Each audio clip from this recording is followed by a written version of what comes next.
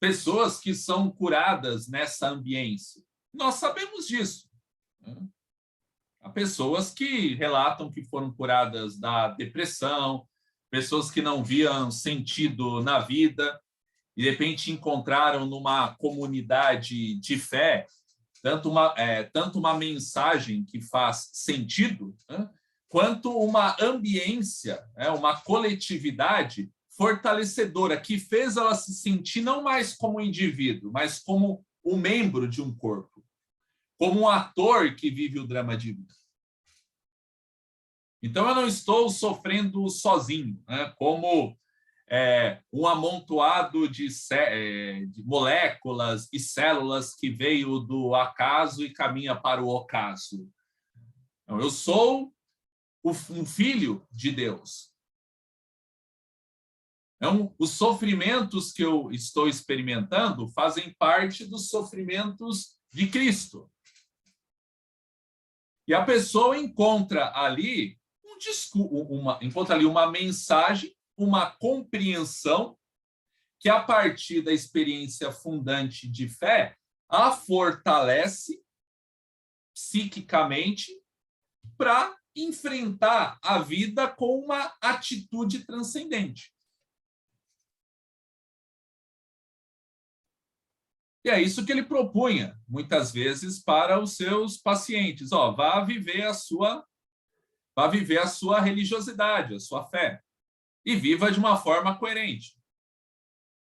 Outra crítica que ele faz ao protestantismo, e a crítica que ele faz ao protestantismo aqui é um protestantismo já bem depurado de elementos místicos, um protestantismo bem racionalizado, um protestantismo, sobretudo, discursivo. Que ele diz que em todo o período de atuação, foram poucos os católicos que o procuraram. E não porque na Suíça não tivesse católico, né? Ele frisa que onde ele vivia na Suíça, a maioria era católica, 2/3. Nas regiões fronteiriças também, Alemanha também, a maioria era católica. A maioria das pessoas que ele recebia eram protestantes e judeus. Ele resolveu um dia fazer uma pesquisa e pediu para os conhecidos que não eram do conhecimento, que eram próximos a ele, para aplicar, para evitar uma indução. E a pergunta era, né, se você estivesse doente, você ia procurar um médico, um pastor, um padre ou um rabino? E a grande maioria dos católicos disseram que iam procurar o padre. A Rafaela já deve ter lido isso, né, Rafaela? E a maioria dos protestantes e dos judeus, especialmente os filhos e familiares de pastor, disseram que iam procurar o médico, né? Iam procurar o psiquiatra, e não o sacerdote. E ele atribui isso, né, a toda uma tradição psicoterapêutica do catolicismo,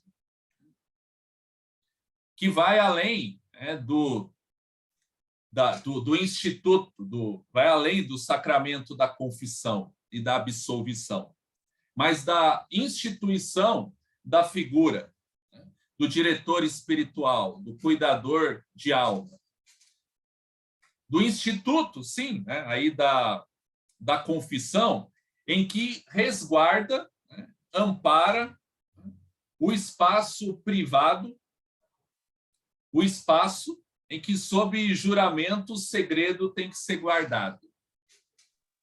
Professor, posso perguntar uma coisa? Claro, por favor. Sim, tem bastante isso na igreja. Inclusive, antes de eu fazer terapia com a minha psicóloga, eu já fazia terapia antes, mas eu fiquei um tempo sem fazer. E eu estava com uma direção espiritual, né, de uma das monjas que me acompanhavam. Só que eu percebi que não era suficiente, porque, enfim, né, eu também sou psicóloga hoje, eu precisava de um acompanhamento psicológico mesmo. E a minha psicóloga, ela inclusive atende religiosos, padres, enfim, e ela me mostrou, assim, abriu um pouco os meus olhos para uma realidade que existe, tipo, dentro da fé, no sentido assim, não é tudo que pode se resolver dentro da fé, entendeu? Dentro da espiritualidade. Até porque muitos padres e freiras, enfim, tiveram uma vida muito diferente da nossa, assim, que está no mundo, né? Tipo, muitas pessoas se consagraram muito cedo, então, às vezes não tem uma noção, assim, do mundo nesse sentido, sabe? Tem outros que foram depois, né? Tem outros que, enfim, não são todos que foram quando criança, mas enfim. Sim, e ele destaca isso, esse treinamento, né, dessa figura do diretor espiritual, né, com conhecimentos que fazem parte da tradição milenar, né, da psicoterapia, da escuta, né, do espaço do acolhimento, do espaço, né, do despejar, do espaço do descarregar, do espaço em que se busca a compreensão antes do julgamento, que se busca entender. Porque a confissão não é uma busca simples para aconselhamento, certo? Então, se a confissão não aí seria interessante você e outra, se houver outro católico aqui, né? Esse espaço assegurado já está introjetado como um lugar em que você pode ter a certeza de que não vai vazar. O que você me diz, Rafael? Sim, isso claro. Isso sim. Mas, por exemplo, essa questão de direção espiritual é eficiente nesse sentido? Ou tipo assim, na minha experiência não era o suficiente, mas eu não sei se era a pessoa em si, entendeu? Uhum. Ele vai dizer, se é uma questão de natureza religiosa, só o religioso vai poder prover. O que eu entendo, quando eu reli, né, eu já tinha lido várias vezes e hoje eu reli, sempre abre uma janela, né? A questão é que, num primeiro momento, se deposita todas as expectativas na eficácia do discurso religioso. Se deposita todas as expectativas na força da solução da experiência espiritual. E aí, quando essa experiência não dá conta, não, isso é fora da alçada. Você precisa procurar, né, um médico, ou seja, um psicólogo, um psicoterapeuta. Né? E então, daí assim, há questões que Jesus, Deus ou qualquer outro ente, né, crido pela pessoa, não pode resolver.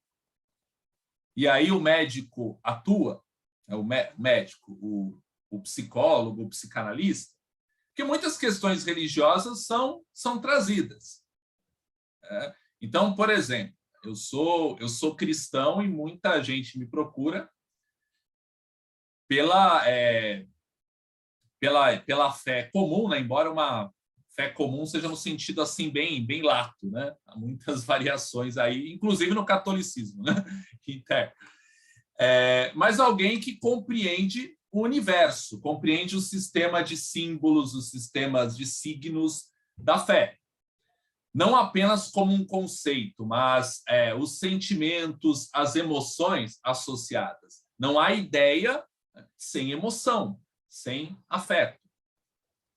E aí as pessoas, por exemplo, um tema que teve, agora até diminuiu um pouco, mas tinha uma época que aparecia com frequência, questão da pornografia.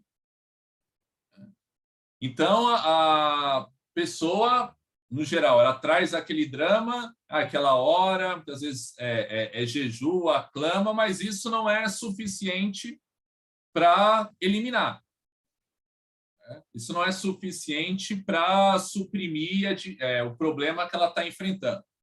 Daí é aquela tríade neurótica, né? Então a pessoa ela tem a tentação, dela vai lá, consome, dela se sente culpada, fortemente culpada, faz uma reparação e daí permanece um tempo que relativo, né? Está estável, está equilibrada. Daí, novamente, vem, né, a tensão, vem a excitação, a pessoa transgride, aí se sente culpada e faz novamente uma reparação. E muitos, assim, vão entrando espiral.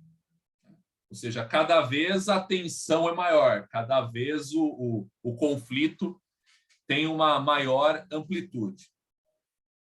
E aí eles têm expectativas, muitas vezes, que a psicologia, né, vai oferecer uma técnica, vai oferecer algum recurso para lidar com isso. E certamente a gente trabalha com isso, as mais variadas abordagens, né? A depender do caso, eu sou bem TCC. Né?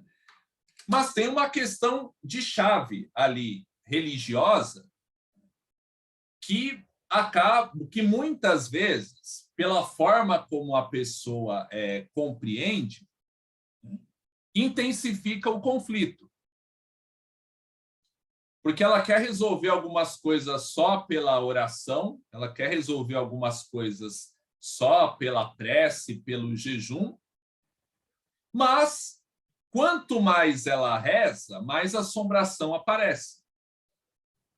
E aí, como é que a gente entende aí, aqui? Deus é sádico com essa pessoa? Porque ela ora, né, e eu atendo, eu estou falando aqui de pornografia, mas tem outros temas relacionados à sexualidade que levam pessoas a me procurar. Então, assim, não, é que Deus vai resolver, eu confio que Deus vai dar uma saída, qual é a vontade de Deus, mas a culpa, né, e a força maligna, vamos assim dizer, parece muito mais forte, parece muito mais sugestiva com a pessoa. E aí ela busca a ajuda da psicologia, mas muitas vezes há uma dificuldade de absorver, porque não consegue conciliar com um sistema de crenças em que ela não está, que ela diz crer, mas na prática não está sendo efetivo para resolver o problema dela. Não sei se ficou claro. Ah, claro, tá bem claro. Mas eu só queria entender, tipo, qual seria, assim, é porque eu vejo que parece que é meio que dá muito poder pro mal e não tem isso. Tipo assim, é como se você desse poder para ele, tipo assim, é muito mais forte que eu, assim, né? Eu não sei, acho que é um pouco isso, assim. Sim, vou pegar um exemplo para vocês, né? Um exemplo bem prático. Então, eu lido com uma diversidade de culturas na clínica. Então, eu lido com pessoas que têm relação aberta. E isso, aparentemente, não é motivo de conflito para ela. Como lido com pessoas que se sentem culpadas não de masturbar, mas de ter um desejo erótico. E aí muitas vezes, a pessoa chega com aquela expectativa de eu não queria, né, ter esses desejos. Então, de uma forma indireta, é como se a pessoa quisesse uma técnica para ela não mais desejar sexualmente. Encontrasse da gente uma solução, né? Então, eu brinquei uma vez com uma pessoa que eu atendi. Vamos orar, então, para Deus agora fazer com que você fique broxa? Você quer isso? Porque é uma pessoa que estava vivendo em crise. Então, essa é a sua vontade. Mas aí a gente vê, ao mesmo tempo, que muitas vezes o que a pessoa aspira é incompatível com o procedimento, né, que ela tem tido. É incompatível com os hábitos que ela tem nutrido. Então, ok, esse é o seu valor. O nosso trabalho é o quê? Ajudar não no sentido assistencialista, óbvio, né? Não no sentido paternal, mas no sentido de contribuir com os nossos conhecimentos para que a pessoa possa se interpretar melhor e ter mais recursos para encontrar a sua integração. Nesse sentido de, vamos pegar assim, de facilitador. O nosso trabalho como facilitador é a pessoa ela viver da forma mais coerente possível com aquilo que ela acredita, sem, claro, isso não quer dizer que o nosso trabalho também não passe pelo questionamento, não passe também pela provocação, respeitando os limites que o paciente coloca. Tem duas coisas. Uma é a gente vender ilusão, atuar como charlatão, adotar procedimentos pseudocientíficos. Isso é uma coisa. Eu ainda recebo paciente que vem com a expectativa de que haja algum procedimento para ele deixar de ser gay. Que vem com essa expectativa. E eu já desmistifico desde o início. O que você vai fazer com a sua sexualidade é você que vai dizer. Eu não estou aqui para sugerir que você substitua o seu sistema de crença por outro. Mas o meu pressuposto é o seguinte: seja o que você for fazer, você precisa acessar a sua verdade. Você precisa tomar consciência do que é real na sua vida. Porque enquanto você sufocar, enquanto você não ter coragem de olhar para si mesmo, mais inglória vai ser a sua luta.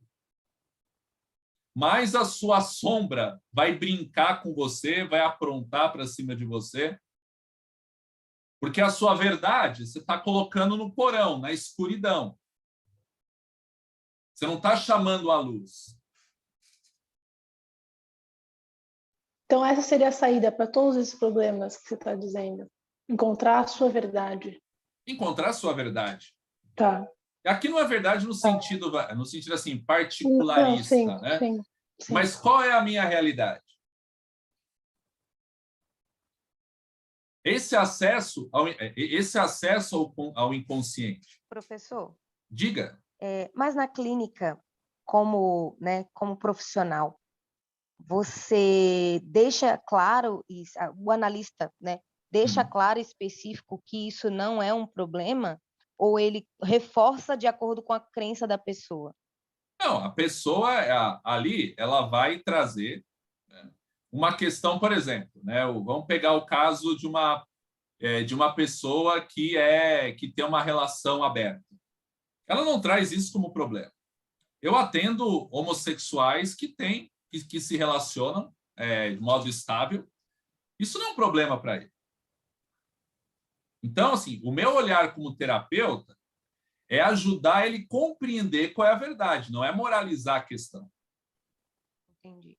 Mas não me cabe também induzir a pessoa a agir de uma forma que entra em choque com os valores dela. Entendi.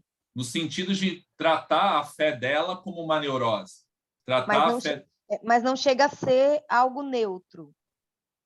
Não, a questão da neutralidade é no sentido de que, olha, essa é uma realidade, por exemplo, um paciente que eu atendi, que ele resistiu muito tempo, né, a admitir que ele era homoafetivo. E assim, depois de 2 anos de terapia, que daí ele recontou, porque ele chegou contando uma história de que até os 30 e poucos anos ele nunca tinha tido interesse sexual, e daí ele começou a se sentir atraído por homens. Depois de passado um tempo, né, ele já começou a trazer algumas coisas da infância que ele não tinha trazido, até que ele assumiu que ele nunca teve interesse por mulher, nunca teve. Então, admite qual é a verdade. Isso que eu colocava para ele. Precisa assumir a sua verdade.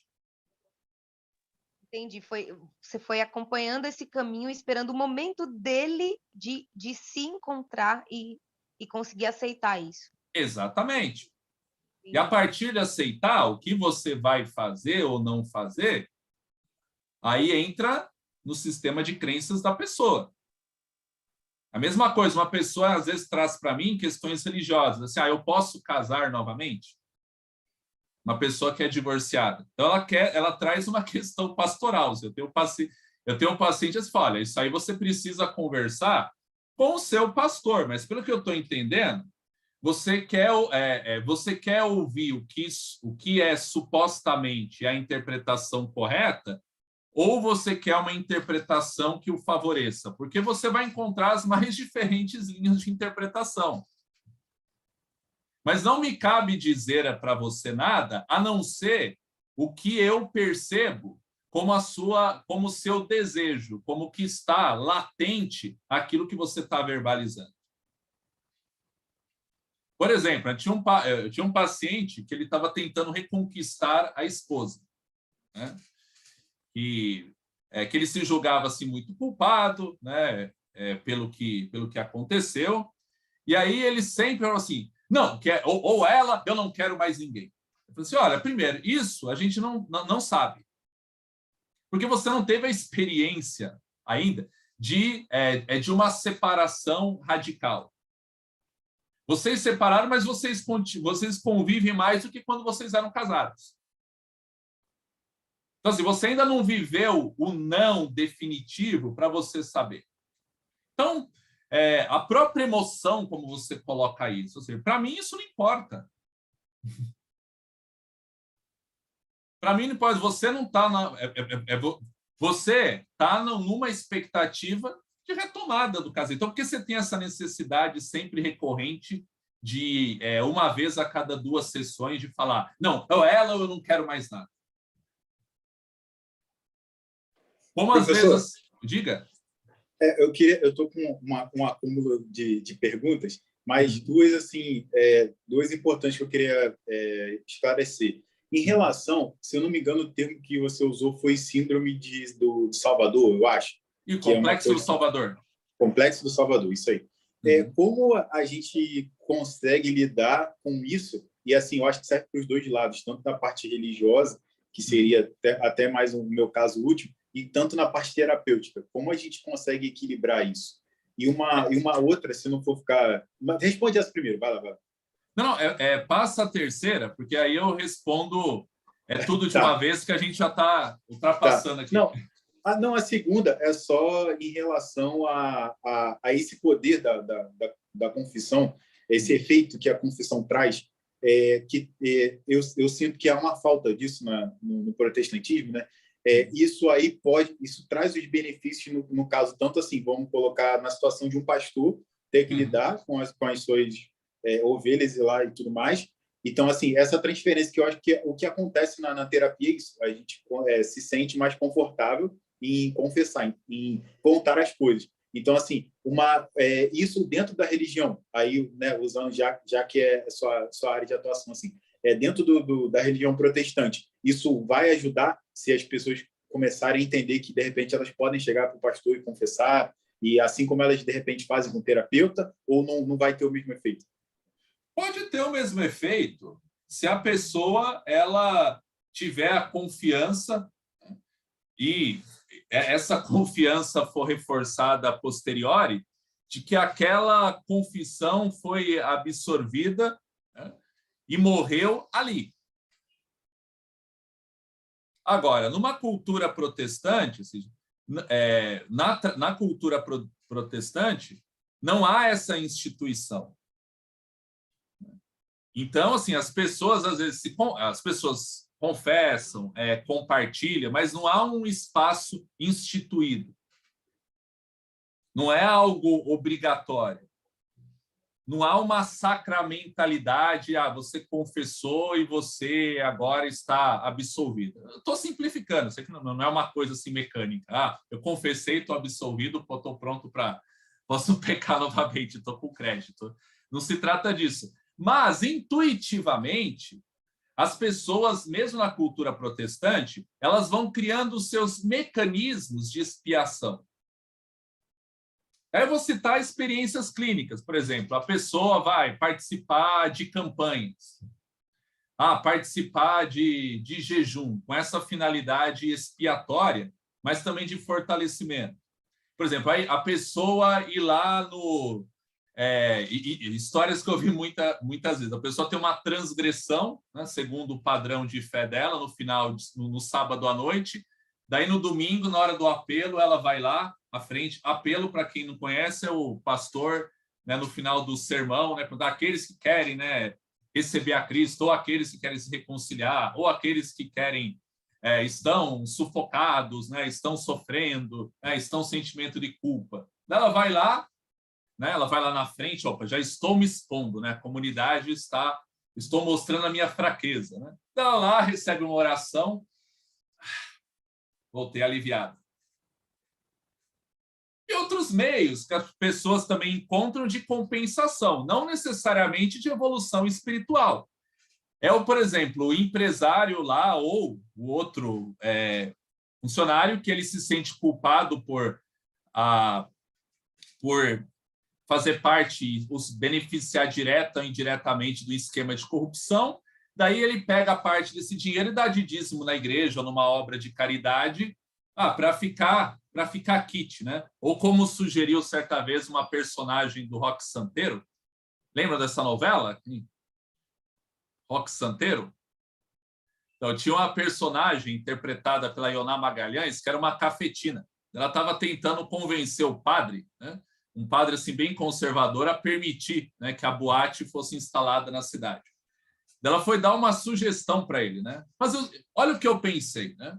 Parte do que a gente arrecadar com a boate, a gente dá para as obras de caridade da igreja. Não é uma ótima forma de dar uma rasteira no diabo? Né? Daí o padre saiu esconjurando a mulher. Mas assim, é um processo, é a expiação para o alívio temporário, mas o outro processo é o fortalecimento espiritual no sentido de você transcender, no sentido de você se aprofundar no autoconhecimento e aí aquele princípio elementar, se libertar de complexos, se libertar de paixões, se libertar de tudo aquilo que perturba o seu equilíbrio. O que perturba o seu equilíbrio? Não apenas a sua insatisfação interna, mas a sua necessidade de revalidar para o outro a sua potência.